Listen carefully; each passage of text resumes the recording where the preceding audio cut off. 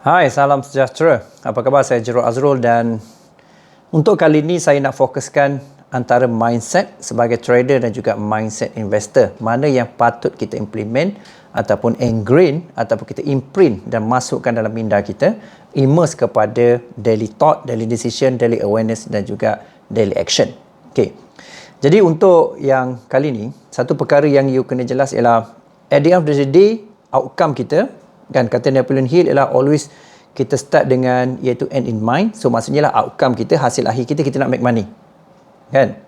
Jadi maksudnya lah kita nak make money yang sebenarnya boleh tampung kehidupan kita secara expenses ataupun entertainment, ataupun mungkin kita nak buat sesuatu yang luxury ataupun sesuatu yang boleh bagi lebih pada kita, sama ada kita nak increase status quo, kan, dari segi material ataupun dari segi juga ialah hubungan melalui ada kewangan untuk vacation bersama, beli barang yang boleh buat aktiviti bersama keluarga, mungkin anak-anak, pasangan ataupun parent kita ataupun adik-beradik kita, dan mungkin juga kita nak buat charity ataupun tolong orang lain untuk jangka masa panjang.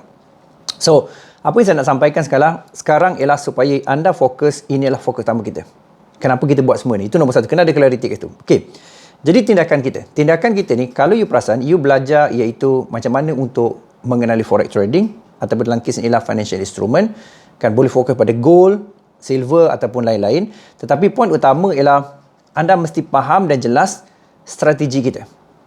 Jadi kalau anda lihat sebenarnya bila kita relatekan dengan apakah outcome kita nak make money, dan pasal kalau kita belajar trading ialah pasal kita nak faham macam mana trading dilakukan.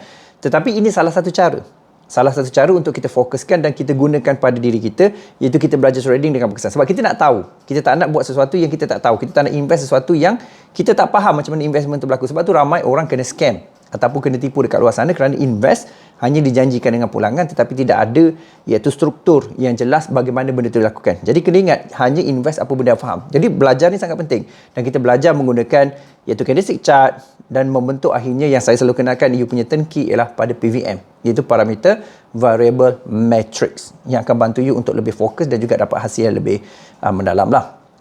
Tapi pada masa sama juga kena pasti apa sebenarnya kita nak buat. Itu tajuk saya yang tadi ataupun awal tadi saya katakan mengenai perihal berikut.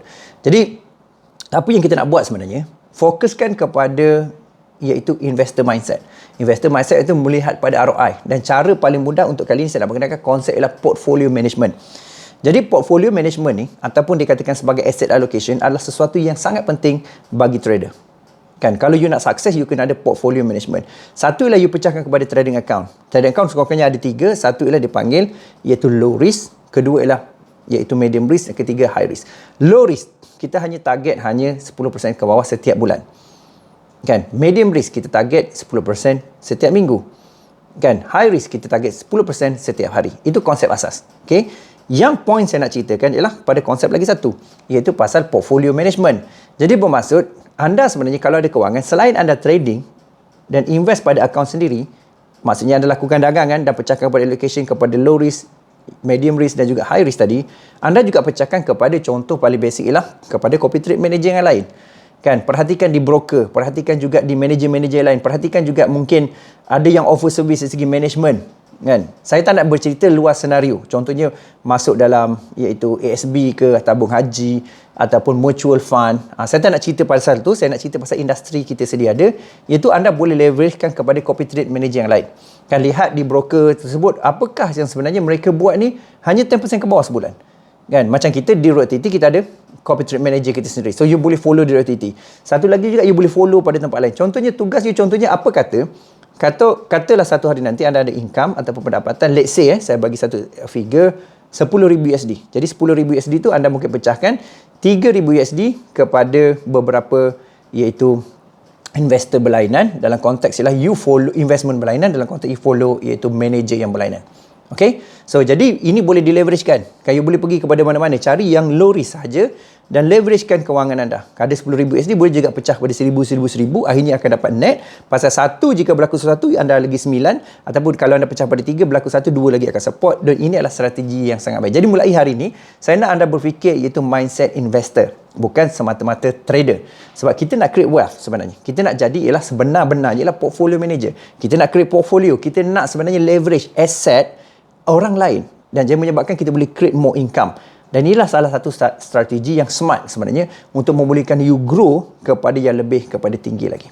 Maksudnya you dapat dari segi pendapatan, masa, kan? You juga dapat add value pada diri you dan orang lain dengan learning dan juga buat perkara-perkara yang mungkin mengeratkan hubungan antara orang yang sayang. Okay, jumpa lagi dan please komen di bawah ni apa yang you faham. Please klik like, kan, apa tindakan you, action you, ataupun you tolong tuliskan iaitu apa yang you nak buat selepas you faham ni dan bila you nak buat. Sebab action adalah perkara sangat penting. Idea tanpa execution adalah delusi. Takutnya jadi delusi, penyakit sakit otak. So, mesti ada tindakan. Bukan saja ilmu. Sebab ramai orang tak sukses ialah kerana iaitu dia tak tahu apa yang orang sukses tahu. Tapi bila dia tahu, dia tak buat. Itu yang bahaya. Okay, please komen di bawah ni apa you belajar. Saya akan respon seorang demi seorang. Dan jumpa lagi dan salam hormat.